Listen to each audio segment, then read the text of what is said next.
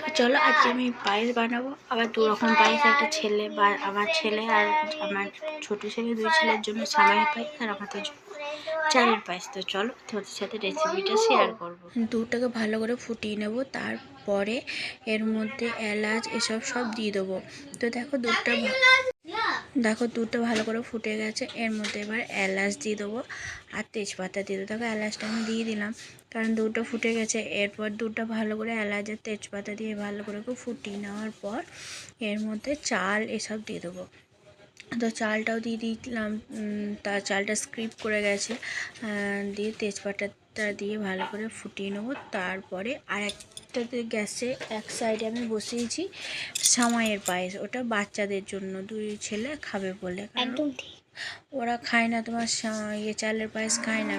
তো সেই জন্য সামাই পায়েসটা শুধু দুই ছেলের জন্য হবে। আমার ছোট ছেলেটার শরীরটা খারাপ, জ্বর, তো কিছু খাচ্ছে না বলে ওর জন্য করা হচ্ছে। ও আর দুই ভাই ওরা খাবে। তো সামাই পায়েসটা দেখো কমপ্লিট হয়ে গেছে, দিয়ে তারপর চালের পায়েসটাও কমপ্লিট হয়ে গেছে। কেমন লাগলো জানিও।